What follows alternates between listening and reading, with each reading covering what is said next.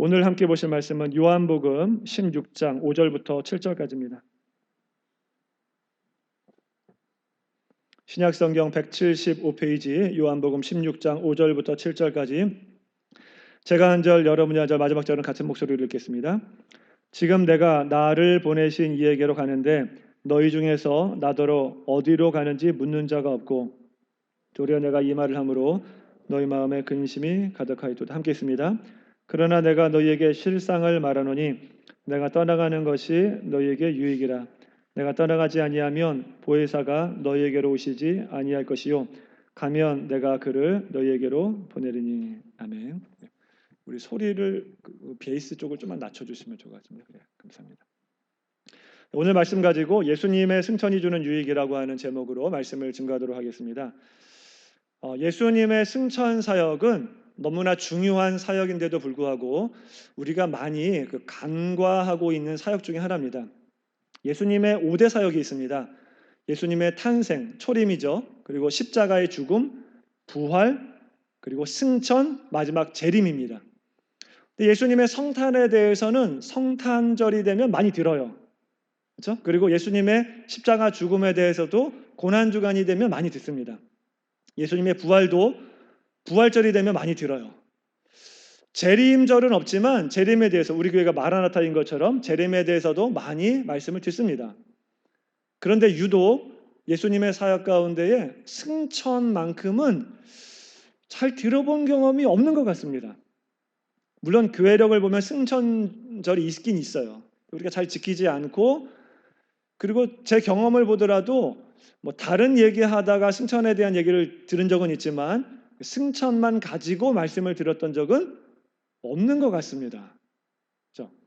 실제로 많은 교회에서 예수님의 승천을 간과하고 있는데, 여러분 가지고 계신 찬송가 보시면 찬송가 한번 가지고 계신 분들 한번 펴보세요. 그 앞에 이제 목차가 나와 있는데 그 목차 한 장인가 두 장 넘기면은 그 주제별 목차가 있어요. 주제별 목차를 보시면 거기 보면 예수님의 탄생도 있고 예수님의 고난도 있고 부활도 있고 재림도 있는데 예수님의 승천이 없습니다. 그렇죠? 물론 모든 찬송가의 승천에 대한 내용이 다 빠진 건 아니에요. 어떤 찬송가에 몇 절에 이렇게 잠깐 들어가긴 하는데 카테고리로 나눌 때도 승천이 빠져 있습니다. 예수님의 승천이 너무나 중요한 사역인데도 불구하고 우리가 많이 간과하고 있었음을 우리는 알 수가 있습니다. 그런데 예수님의 승천은 너무나 중요한 사역입니다. 왜냐하면 예수님이 승천한 것을 통해서 지상 사역이 마무리되기 때문에 그래요. 승천하지 않으셨다면 지상 사역이 완성되는 것이 아닙니다. 예수님의 제자들에게 있어서도 예수님의 승천은 너무나 중요한 사건이었습니다. 너무나 중요한 사건이었어요. 그 장면을 한번 보시면 사도행전 1장 9절을 보면 이렇게 말해요. 이 말씀을 마치시고, 이 말씀이 어떤 말씀이냐 하면 바로 앞절 우리가 잘 아는 말씀 사도행전 1장 8절 오직 성령이 너희에게 임하시면 너희가 권능을 받고 예루살렘과 온 유대와 사마리아 땅까지 이르러 내 증인이 되리라 하시니라. 그 말씀을 하고 이 말씀을 마치시고 그들이 보는데 올려져 가시니 구름이 그를 가리어 보이지 않게 하더라. 예수님의 승천 장면인데 여러분 한번 상상해 보세요. 예수님께서 제자들을 이렇게 있는 가운데 말씀을 마치시고 하늘로 올려져 가기 시작하십니다. 그렇죠? 몸이 부웅 뜨는 거예요. 그렇죠? 발이 땅에서 떨어지기 시작합니다. 점점점 올라갑니다. 제자들이 그 광경을 보고 어떤 마음이었을까요? 굉장히 놀랐을 것 같아요. 예수님 발이 뜨네. 점점 올라가시네. 어디까지 올라가나? 올라가는데 구름이 가리는 거예요. 하늘로 올라가신 거죠.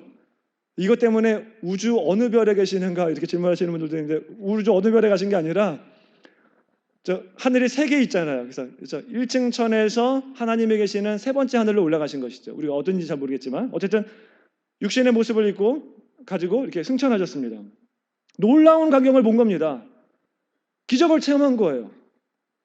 예수님의 제자들이 예수님이 죽으시고 부활하신 이후에도 많이 두려워하고 확신이 없었어요. 그래서 사도행전 1장을 보면 예수님 이스라엘 나라를 회복하심이 이때니까 아직도 땅의 거를 생각하고 있어. 그렇죠? 잘 모르는 거예요. 근데 예수님께서 승천하시는 장면을 보고 나서 아, 이분이 바로 메시아구나. 이분이 바로 오시려고 했던 그 대제사장, 왕이시구나. 하나님의 아들이구나라고 하는 것을 확실히 깨달을 수 있었습니다. 확신이 들었어요. 이 이후에부터는 그런 얘기를 전혀 안 하는 것을 볼 수 있습니다. 제자들에게 너무나 중요한 사건이었어요. 근데 예수님이 승천하기 이전의 제자들의 모습은 어떠했었냐면 근심으로 가득했었습니다. 근심 가득이었었어요. 오늘 본문에도 보면 6절에 보면 이렇게 말하죠.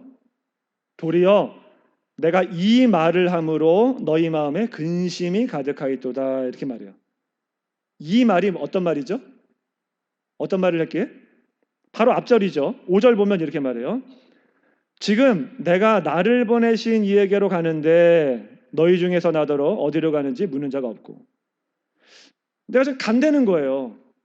나를 보내신 이에게로 간다는 거예요. 예수님께서. 제자들이 근심이 되는 거예요. 여기에만이 아니라 요한복음 13장 33절에서도 이렇게 말합니다. 작은 자들아 내가 아직 잠시 너희와 함께 있겠노라. 너희가 나를 찾을 것이나 일찍이 내가 유대인들에게 너희는 내가 가는 곳에 올 수 없다고 말한 것과 같이 지금 너희에게도 이르노라. 너희와 잠깐 있는 거래요. 나는 곧 떠날 거라고 말합니다. 그렇죠? 예수님이 이상한 말씀을 하시는 거예요. 자꾸 떠나신대요. 어딘지 모르겠는데 자꾸 떠나신대요. 여러분 예를 들어서 어떤 교회에서 목사님이 이제 사역하신 지 3년 만에, 그렇죠? 개척하신 지 3년 만에 성도분들에게 자꾸 그러는 거예요. 저 곧 떠날 겁니다. 여러분과 있는 거 잠깐입니다. 곧 떠납니다. 이러면 성도분들이 얼마나 불안하겠어요. 어디로 가는지도 모르고. 그렇죠? 불안하겠죠. 그런 상황입니다. 예수님이 자꾸 어디로 떠나신대요. 자꾸 가신대요. 이해할 수 없는 말씀을 자꾸 하시는 것입니다. 그러니까 제자들이 불안한 거예요. 근심이 가득한 것입니다. 근데 예수님이 떠나기 때문만은 아니고 또 예수님이 이런 말씀도 하셨어요. 예수님이 떠나신 이후에 이런 일이 있다고 합니다. 요한복음 16장 2절을 보게 되면 이렇게 말해요. 사람들이 너희를 출교할 때뿐 아니라 때가 이르면 무릇 너희를 죽이는 자가 생각하기를 이것이 하나님을 섬기는 일이라 하리라. 예수님이 떠난 이후에 너희들이 출교당한대요. 그리고 너희를 죽이는 자가 있을 거래요. 핍박과 환난이 있을 거라고 말합니다. 그러니까 얼마나 두렵겠어요. 얼마나 근심이 되겠어요. 예수님은 떠난다고 그러고 그 후에 자꾸 그 후에 핍박과 환난이 있다고 그러니까 두려운 거죠. 근심이 되는 거죠. 이런 상황 속에서 우리 생각에는 예수님이 제자들과 함께 있는 것이 더 유익한 것처럼 생각이 듭니다. 그렇죠? 왜냐하면 예수님께서 많은 기적을 행하셨잖아요. 병자들도 고치시고 귀신들도 쫓아내시고 바리새인들이 막 공격해 들어올 때 말씀으로 방어하시고 주님이 함께 계시는 것이 더 유익할 것 같아요. 그렇죠? 자꾸 떠나신대요. 그리고 제자들의 생각과는 완전히 다른 말씀을 하십니다. 오늘 본문에도 말한 거 있는 것처럼 내가 떠나는 것이 곧 너희들에게 더 유익한 것이다 이렇게 말해요. 떠나는 것이 유익하다라고 말합니다. 왜 그럴까요? 왜 주님이 떠나시는 것이 더 유익할까요? 이건 제자들에게만 유익한 것이 아니라 우리들에게도 마찬가지입니다. 주님이 승천하신 것이 우리에게 유익한 것이에요. 어떤 유익이 있을까요?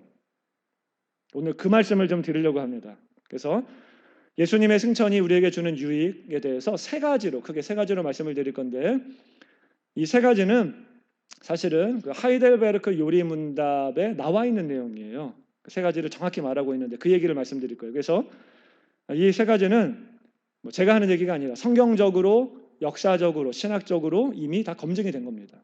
요리문답에 딱 나와 있기 때문에 그래서 그걸 말씀드리려고 합니다. 자, 예수님의 승천이 우리들에게 어떤 유익을 주는가? 첫째, 예수님이 승천하셔서 우리를 위해 기도하고 계세요. 그래서 예수님의 승천이 우리에게 유익한 겁니다. 하이델베르크 요리문답 49문에 보면 그리스도의 승천은 우리에게 어떠한 유익을 줍니까? 답이 이렇게 나옵니다. 첫째, 그리스도는 하늘 곧 그의 아버지의 면전에서 우리를 위하여 변호, 기도하고 계십니다. 그래서 유익하다 이렇게 말해요. 로마서 8장 34절을 보면 이렇게 말합니다. 같이 한번 읽어보겠습니다. 누가 정죄하리요? 죽으실 뿐 아니라 다시 살아나신 이는 그리스도 예수시니 그는 하나님 우편에 계신 자요 우리를 위하여 뭐 하시는 자? 간구하시는 자시니라. 요한일서 2장 1절 같이 읽습니다. 나의 자녀들아 내가 이것을 너희에게 쓰면 너희로 죄를 범하지 않게 하려 함이라. 만일 누가 죄를 범하여도 아버지 앞에서 우리에게 대언자가 있으니 곧 의로우신 예수 그리스도시라. 예수님께서 승천하신 이후에 하늘에서 우리를 위하여서 기도하고 있대요. 변호하고 계시며 간구하고 계시다라고 말합니다. 기도하시는, 그래서 우리에게 유익이 되는 것이에요. 여러분, 우리도 그러잖아요. 누군가 나를 위해서 기도하고 있다. 이것만큼 참 힘이 되는 게 없죠. 그렇죠? 내가 참 많이 힘들 때 누군가가 옆에 와서 형제님 힘내세요. 제가 기도하고 있어요. 이것만큼 힘이 되는 게 없죠. 그렇죠? 근데 우리 주님께서 하늘에 올라가셔서 우리를 위해서 기도하신다라고 말씀하세요. 지금은 돌아가셨지만 저희 큰 외삼촌이 돌아가실 때는 이제 안수 집사님으로 예수님을 잘 믿다 돌아가셨는데 젊으셨을 때는 예수님을 믿지 않았습니다. 마포 쪽에 사셨는데 젊었을 때 얘기를 들어보면 주먹괴나 쓰시던 분이셨대요. 온갖 나쁜 짓 하고 돌아다니고 뭐 동네에 그랬던 분이었다고 합니다. 근데 큰아들이 예수님을 안 믿으니까 저희 외할머니께서 얼마나 마음이 아프셨겠어요.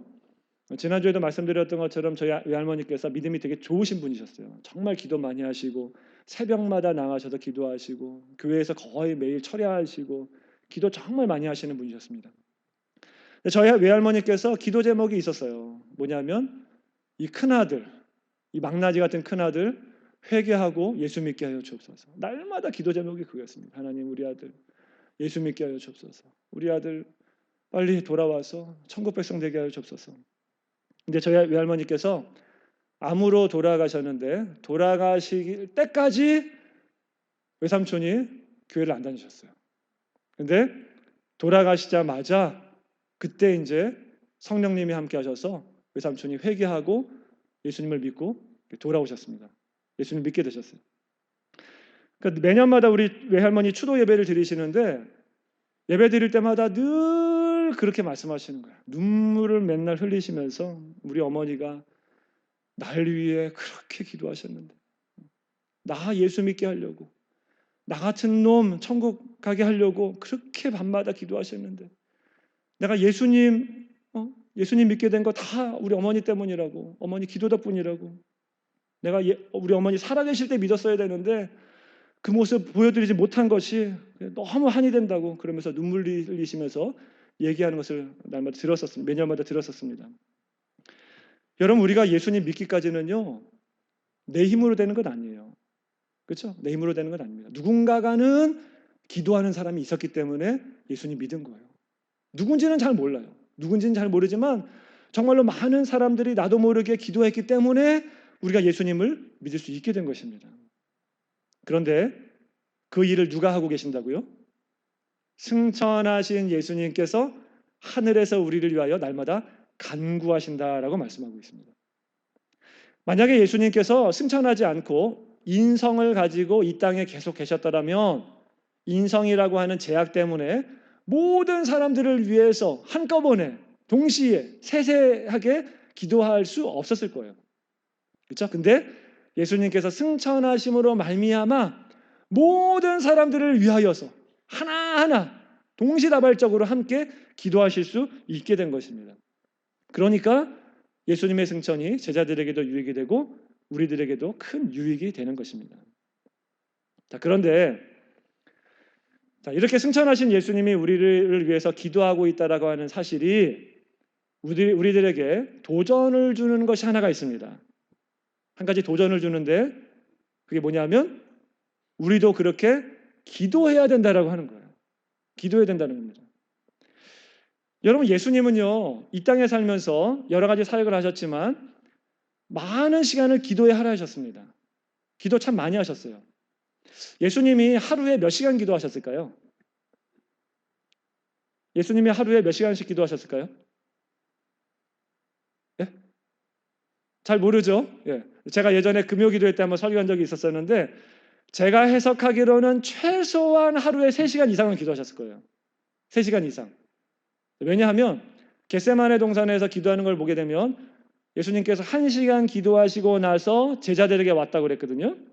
그리고 나서 다시 가셔서 똑같은 말씀으로 3번을 기도하셨대요. 그렇죠? 그러니까 3시간 기도하신 거죠. 최소한 3시간 기도하신 겁니다. 누가복음을 보게 되면 그 겟세마네 동산 기도 앞에 뭐라고 나오냐면 예수님께서 습관을 쫓아 기도하셨다 이래요. 그러니까 습관을 쫓아 겟세마네 동산에서 기도하셨으니까 평상시에도 최소한 3시간은 기도하셨을 거예요. 여러분 하루에 몇 시간 기도하세요? 몇 시간 기도하세요? 우리 담임 목사님 최소 1시간, 리더들은 2시간, 교육자는 3시간 기도하셔야 돼요. 마가복음 1장을 보게 되면 안식일 날 예수님께서 아침에 회당에 들어가셔서 가르치십니다. 가르치시고 귀신들을 막 쫓아내세요. 가르치고 귀신을 쫓는 사역 힘든 사역이에요. 그날 오후에 베드로 장모 집에 들어가셔서 열병을 고쳐주십니다. 그날 저녁에 뭐 하셨냐 하면 수많은 병자들이 나와가지고 병을 고쳐주시고 기도하시면서 귀신들을 쫓아내주셨어요. 수많은 사람이 왔대요. 그러니까 아마 밤 늦도록 잠도 못 주무시고 아마 그랬을 것입니다. 그러니까 그날 사역이 너무나 피곤했을 거예요. 그렇죠? 근데 그 다음날 아침에 예수님께서 뭘 하셨는가? 마가복음 1장 35절에서 이렇게 말합니다. 새벽 아직도 밝기 전에 예수께서 일어나 나가 한적한 곳으로 가서 거기서 뭐 하셨대요? 기도하셨대요. 기도. 그 전날 너무 피곤하셨어요. 하루 종일 사역하시느냐 하느라 잠도 제대로 못 주무셨는데 그 다음날 새벽 미명에 날이 밝기 전에 한적한 곳에 가셔서 기도하셨다고 합니다. 저는요 가끔 그 전날 너무 피곤하거나 아니면 이렇게 말씀 준비하다가 간혹가다 이렇게 새벽까지 이렇게 준비하는 경우가 있는데 그러면 새벽 기도 못 나오기도 해요. 너무 피곤하니까. 근데 우리 주님은 하루 종일 엄청난 사역을 하셨음에도 불구하고 그 다음날 아침 새벽에 나가셔서 기도하셨다고 합니다. 여러분, 예수님이 기도가 필요하신 분이세요? 예수님이 기도가 필요해요? 필요하지 않으신 분이십니다. 그런데도 이 땅에서 그렇게 기도에 열심을 내셨습니다. 하늘나라에 가서까지도 우리를 위해서 뭐하고 계신데요? 기도하고 계신다라고 말합니다. 여러분 예수님께서 이렇게 말씀하셨어요. 야, 내가 너희를 위해서 다 기도하고 있어. 기도하고 있으니까 너희들은 안심하고 편히 먹고 자고 쉬어라. 이렇게 말씀하셨나요? 아닙니다. 아니에요. 그렇죠? 내가 기도하는 것처럼 너희도 깨어 기도하라라고 말씀하셨습니다. 야, 여러분 주님이요 하늘나라 올라가서까지도 기도하고 계세요. 도전이 되지 않습니까? 기도가 필요 없으신 분인데 하늘나라 올라가서까지도 기도하고 계시는데 우리가 뭐라고 기도 안 합니까? 그렇죠? 여러분 사무엘이 그러죠. 기도를 쉬는 죄를 범치 않겠다. 그렇죠? 기도를 쉬는 죄를 범치 않겠다라고 말해요.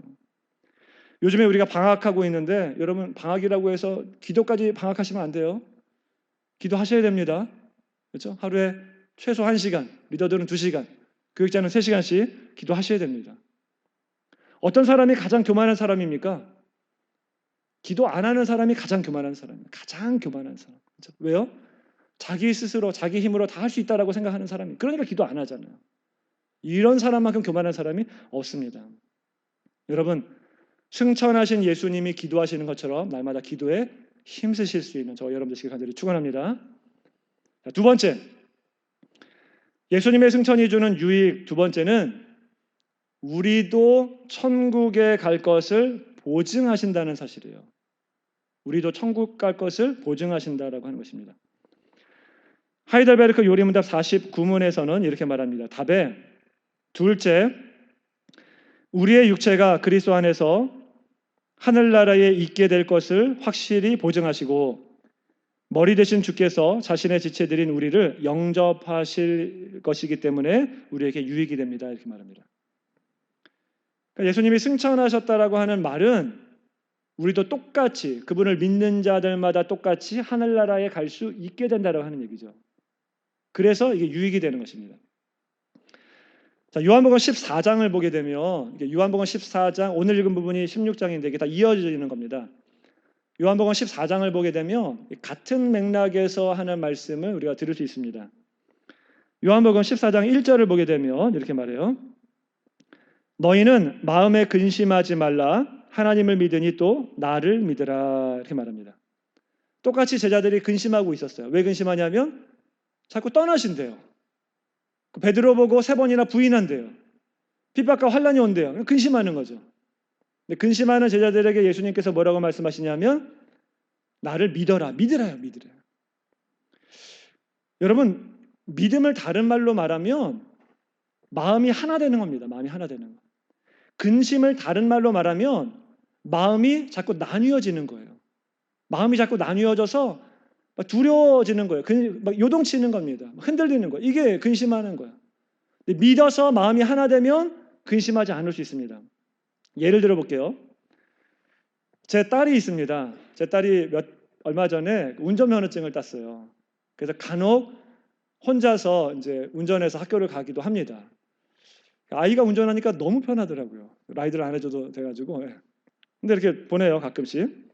아직 그런 일은 없었는데 이런 일이 있을 수 있죠. 우리 딸이 운전을 하고 갔는데 돌아올 시간이 됐는데도 오지 않는 거예요. 시간이 지났는데. 전화를 해봤더니 전화도 안 받아. 감감무소식이야.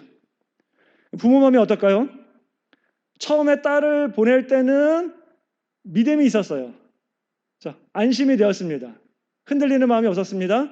마음이 하나였어요. 그런데 자꾸 다른 마음이 들어오는 거예요. 우리 딸에게 사고를 당했나? 우리 딸이 너무 예뻐가지고 나쁜 남자가 어떻게 한 건 아닌가? 사실 그렇게 예쁘진 않지만, 예. 그래. 아니면은 불안한 마음이 자꾸 드는 거죠. 어디 아픈 건 아닌가? 어디 쓰러져 있는 건 아닌가? 혹시 부모님이 싫어서 가출한 건 아닌가? 내가 뭘 잘못했지? 그러니까 마음이 하나일 때는 근심이 안 생겼는데 자꾸 여러 마음이 자꾸 들어오는 거예요. 이 마음도 들어오고 저런 마음도 들어오고 막 들어오는 겁니다. 그러면서 불안해지기 시작하고 근심이 시작되고 두려워지기 시작하고 마음의 평안이 없어지는 겁니다. 믿음이 무엇입니까? 믿음은 마음이 하나 되는 거예요. 하나가 되면 근심하지 않아요. 근데 자꾸 다른 마음이 들어오는 거예요.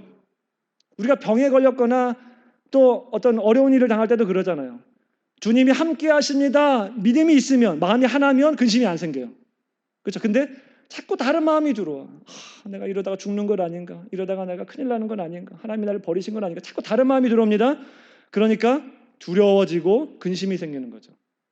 자, 여러분, 마음이 하나가 돼야 돼요. 그게 믿음이에요. 하나가 되기 위해서 어떻게 해야 돼요?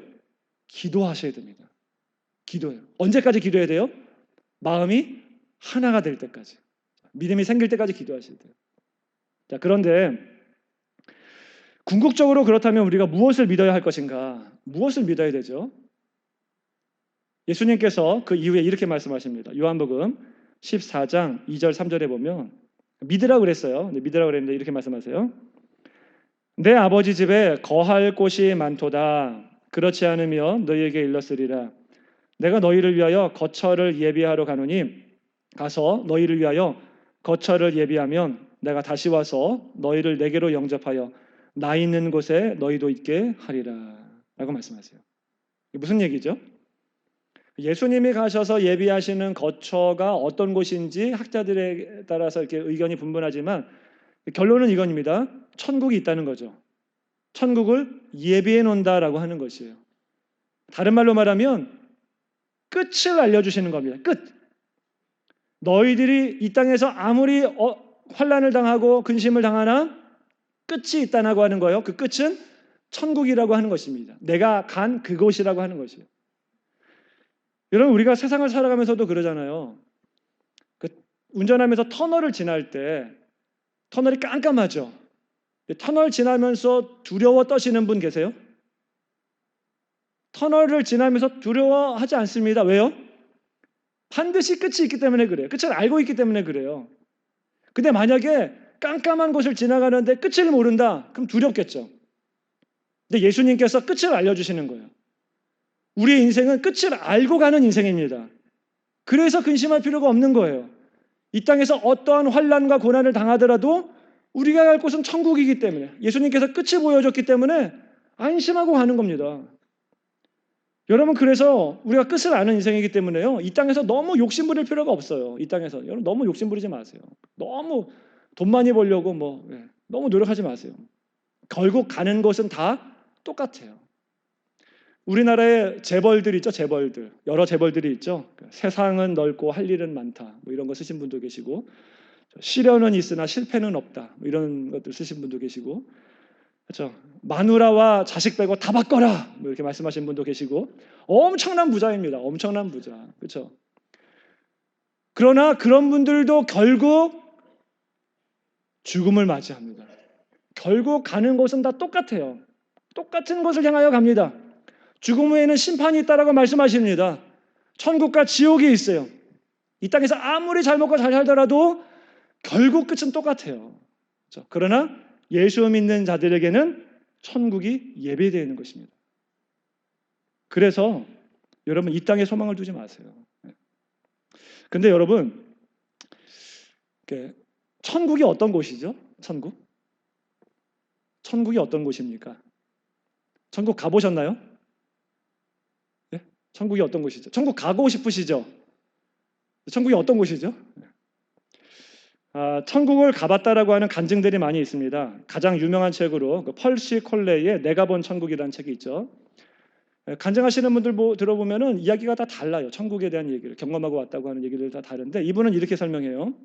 천국 가는데 시간이 좀 걸린대. 6시간 걸린대요. 그리고 천국은 지구보다 훨씬 더 큰 별과 같은 곳이라고 그럽니다. 근데 지구만한 기록 보관소가 또 따로 있대요. 그리고 이 땅에서 열심히 선행을 행하며 살아간 사람은 천국에서 그 집을 얻는데 방 평수가 넓대요. 그리고 천국에 갔는데 예수님을 만났는데 예수님이 건축 안전모를 쓰고 나오셨대요. 왜냐하면 예수님이 이 땅에 살면서 직업이 목수셨잖아요. 천국에서 뭐 하고 계시냐 하면 우리를 위해서 천국 집을 짓고 계시대요. 그런 곳을 봤다 왔다고 합니다. 근데 나중에 이 펄시 콜레이의 비서가 그 비리를 폭로해서 더 이상 이제 활동하지 못하게 되었는데, 천국에 갔다 오신 분들이 천국이 이런 곳이다라고 이야기를 많이 하는데 저는 그들의 묘사를 100% 신뢰하지 않습니다.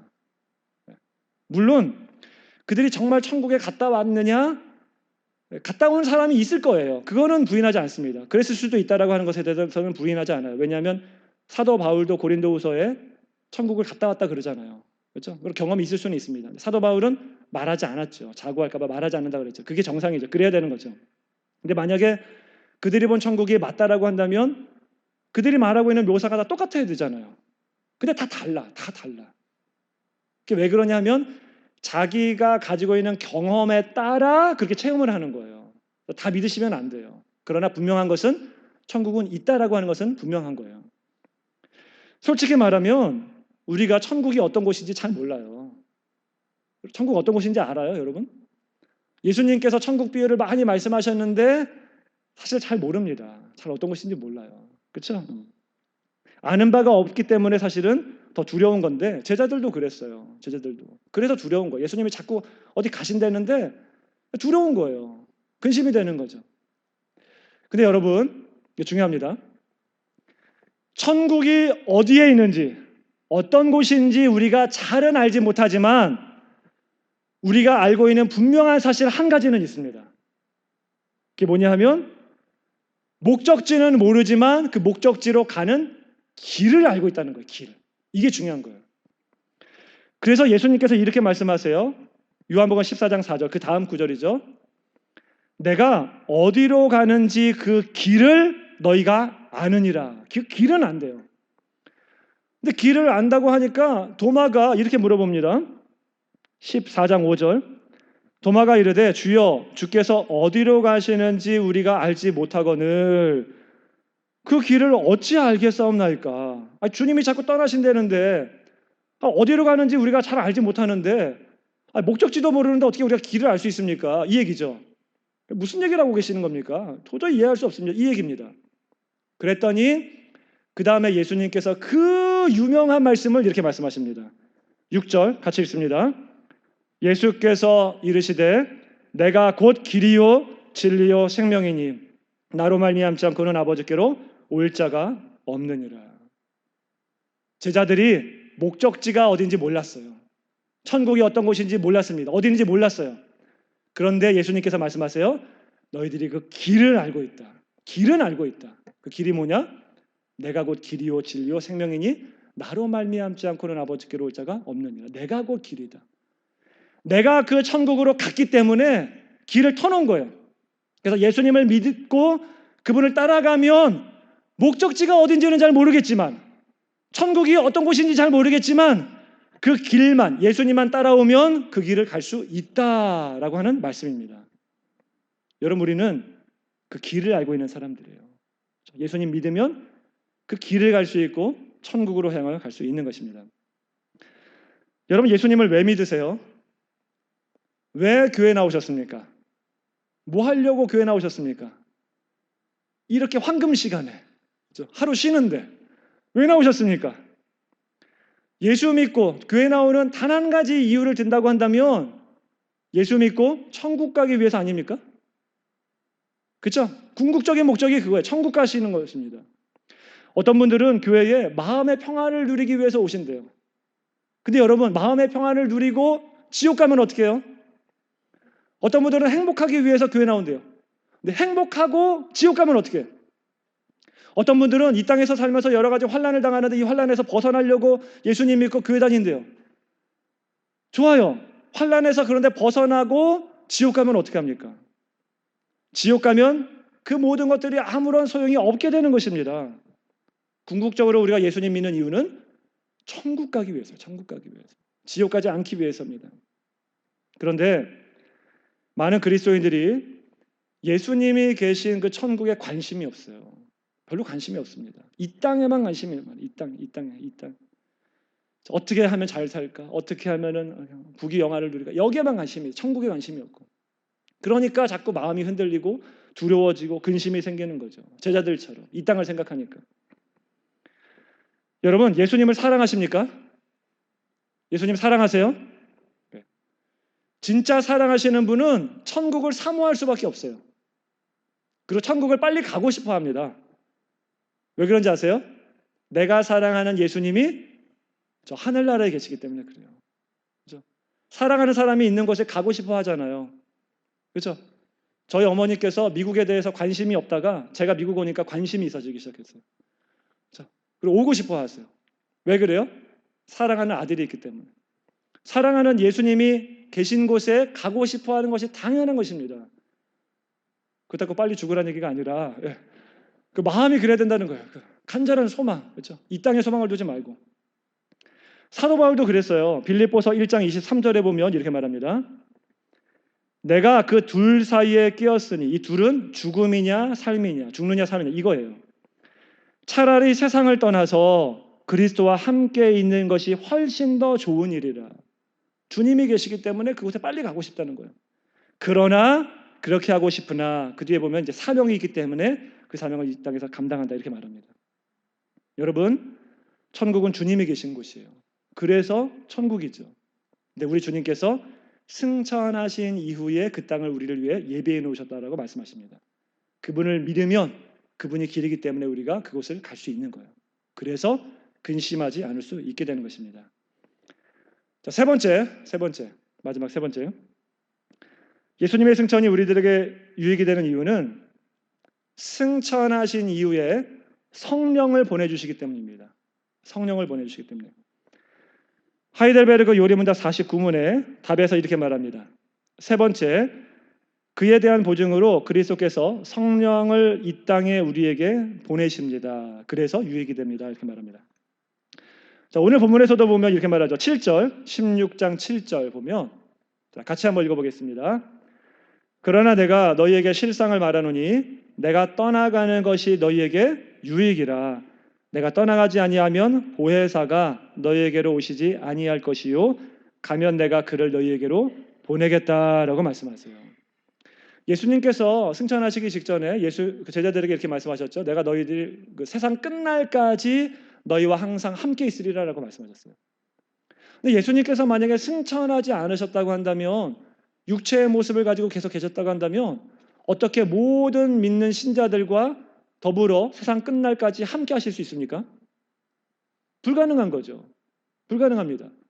그러나 예수님께서 승천하심으로 말미암아 성령을 보내시고, 성령이 예수의 영이잖아요. 모든 사람들에게 성령을, 믿는 신자들에게 성령을 보내주심으로 말미암아 내가 너희와 세상 끝날까지 항상 함께 있을 수 있게 되는 것이에요. 그렇죠? 그래서 우리들에게 유익이 되는 거죠. 왜냐하면 주님과 늘 함께 할 수 있으니까. 우리가 예수님을 믿을 수 있게 된 것도 사실은 성령 때문입니다. 성경에서 성령이 아니고는 예수를 주로 시인할 수 없다라고 말하잖아요. 그렇죠? 우리의 힘으로 되는 거 아니에요. 예수님이 그 성령을 보내주셨기 때문에 우리가 예수님을 믿을 수 있게 되는 것입니다. 자, 그렇다면 우리가 해야 되는 것은 무엇이냐면, 할 일이 있어요. 그게 뭐냐면 성령 충만함을 위해서 기도하는 일입니다. 기도하는 것. 예수님께서 성령을 보내주시겠다라고 약속하셨지만 저절로 되는 게 아닙니다. 저절로 되는 게 아니에요. 제자들에게도 성령을 받을 거야라고 말하고 나서 성령을 받을 때까지 예루살렘에 모여 있으라라고 말씀하셨어요. 그래서 오순절 성령 강림 마가 다락방에서 오순절 날 열심히 기도하는 가운데 성령 세례 받고 성령 충만함을 받았습니다. 우리가 해야 되는 일은 간절히 기도하는 거예요. 성령 받기를 위해서. 주님이 약속하셨기 때문에 반드시 받을 수 있고 받으셔야만 됩니다. 성령 세례도 받고 성령 충만하셔야 됩니다. 자, 그런데 그렇다면 여러분들은 성령 받으셨습니까? 성령 받으셨어요? 성령 세례 받으셨습니까? 네. 성령 충만하십니까? 아멘이 점점 줄어들어. 다시 물어볼게요. 성령 받으셨습니까? 성령 충만하세요? 예. 그러면 성령 충만하다라고 하는 사실을 어떻게 알죠? 뭘 보고 성령 충만하다고 그러죠? 어떻게 알 수 있습니까? 기도 많이 하는 거? 기도는 성령을 받기 위한 방편일 뿐이지 기도 많이 하는 것을 보고서 성령 충만하다고 말할 수는 없어요. 물론 한 가지 그렇게 볼 수도 있겠지만 그게 다가 아닙니다. 은사를 받으면, 신령한 것들을 체험하면 성령 세례를 받은 것입니까? 성령 충만한 것입니까? 물론 전혀 그렇지 않다라고 말할 수는 없지만 그게 다가 아니에요.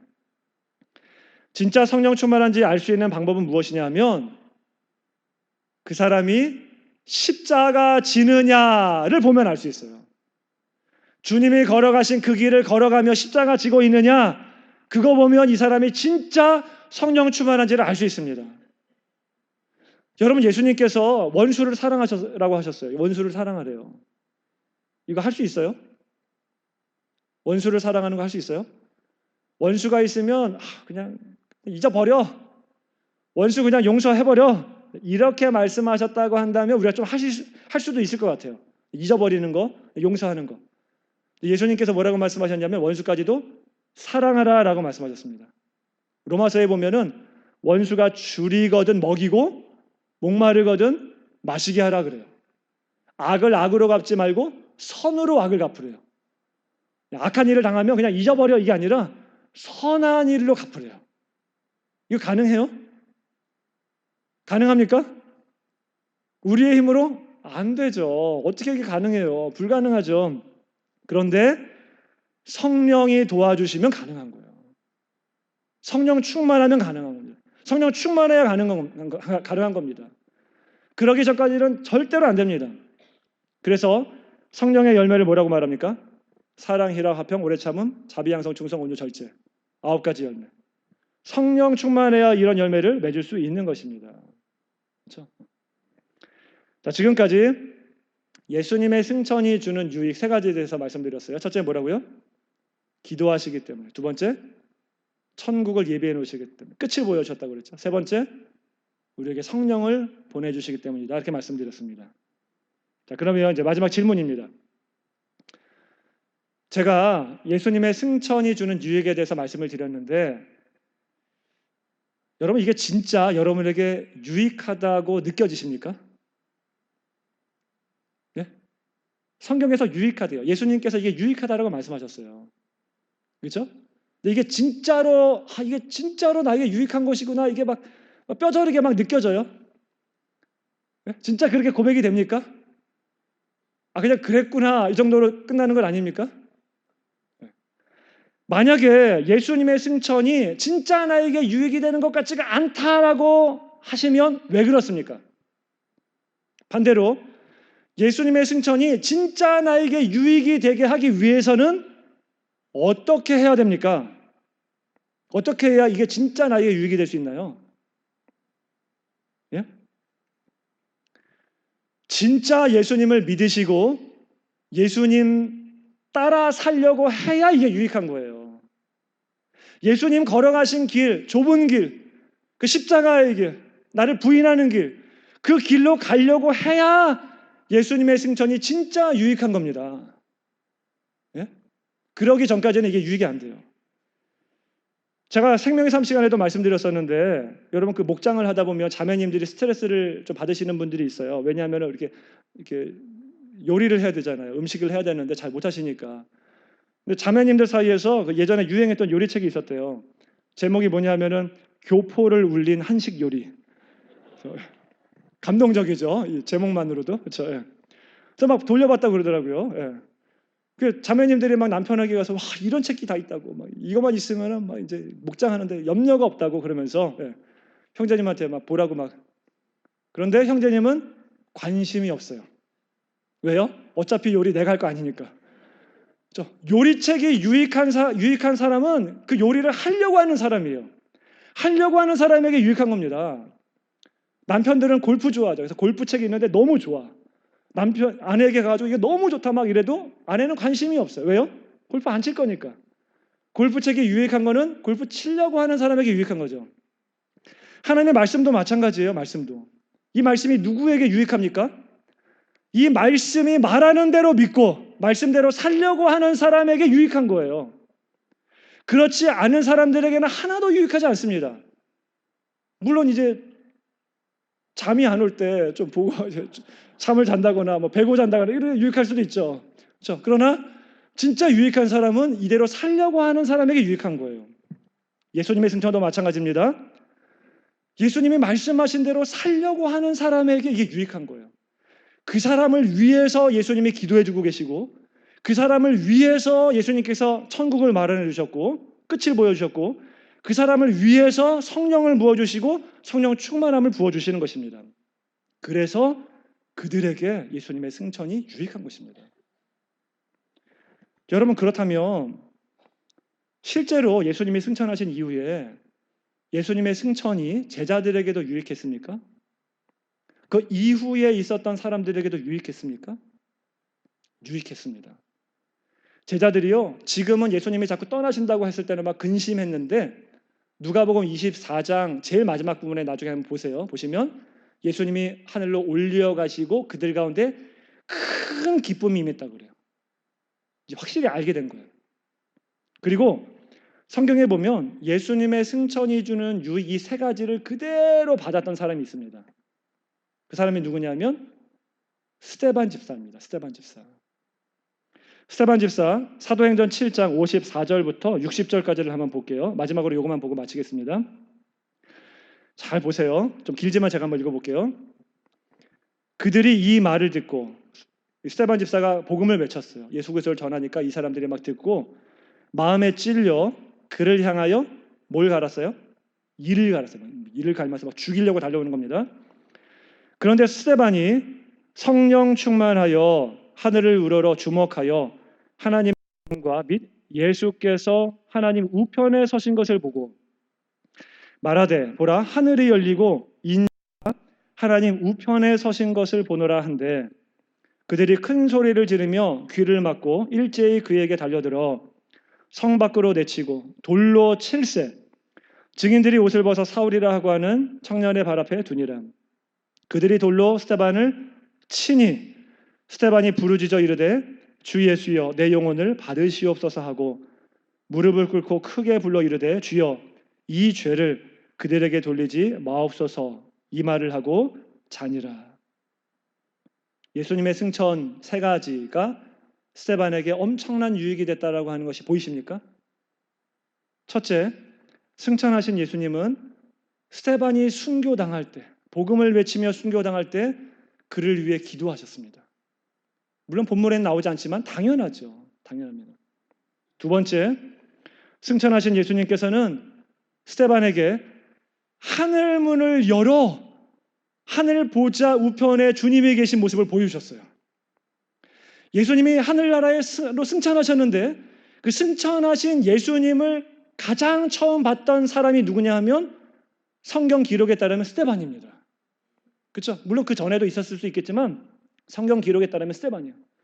스데반이 마지막 죽을 때, 복음을 증거하면서 돌 맞아 죽을 때, 죽음을 앞두고 하늘 문을 열려서 승천하신 예수님을 보니까 내가 갈 곳이 바로 저기구나. 두려워하지 않을 수 있었어요. 배교하지 않을 수 있었습니다. 끝까지 그 사명을 감당할 수 있었습니다. 그러니까 이것이 스데반에게 엄청나게 유익이 된 것입니다. 세 번째, 승천하신 예수님께서 스데반에게 성령을 보내주셨습니다. 아까도 읽었던 것처럼 이 사람들이 이를 갈고 막 다가왔대요. 돌을 들고 막 다가왔대요. 근데 아까 보니까 뭐라고 그래요? 성령 충만하였다라고 말합니다. 성령 충만하여. 성령 충만하여 이 모든 일들을 감당할 수 있었던 거예요. 근데 막 이를 갈고 막 다가오는, 돌을 들고 달려오는 사람들을 향하여서 이 스데반 집사의 얼굴이 어땠냐면 사도행전 6장 15절을 보니까 이렇게 말해요. 그 얼굴이 천사의 얼굴 같았더라. 천사의 얼굴 같았다. 성령 충만함으로 담대할 수 있었어요. 두려워하지 않을 수 있었습니다. 이를 갈고 돌을 들고 오는 사람들을 향하여서 천사의 얼굴을 하면서 마지막에 뭐라고 기도해요? 주여 이들의 죄를 용서하여 주시옵소서. 제가 아까 뭐라고 그랬어요? 성령 충만함의 증거가 뭐라고 그랬어요? 십자가 지는 거라고 그랬잖아요. 원수까지도 사랑하는 거라고 그랬잖아요. 그 모습이 이 스데반 집사에게 그대로 나타나는 것입니다. 어떻게 가능했어요? 승천하신 예수님께서 성령을 보내주셨기 때문에 그래요. 끝까지 배도하지 않고 주님의 길을 걸어갈 수 있도록 승천하신 예수님께서 성령으로 도와주신 것입니다. 여러분, 예수님의 승천이 여러분에게도 유익하십니까? 진정으로 유익하십니까? 여러분, 예수님의 승천은요, 주님의 길 걸어가는 자들에게 너무나 유익한 사건입니다. 왜 그래요? 그분이 우리를 위해 기도하고 있기 때문이고, 그분이 우리를 위해 천국을 예비해 놓으셨기 때문이고, 그분이 우리를 위해서 성령을 보내주시기 때문입니다. 여러분, 우리는 끝을 아는 백성들이에요. 끝을 알아요. 그렇죠? 그 길만 가면 돼요. 주님만 그 길만 가면 됩니다. 여러분, 제자들처럼 근심하지 마시고 끝을 아는 믿음으로 날마다 승리하시기 바랍니다. 오늘 말씀 이 마음판에 새기시고 늘 주님의 길을 걸어가실 수 있는 저와 여러분 되시길 간절히 축원합니다. 다 같이 일어나셔서 함께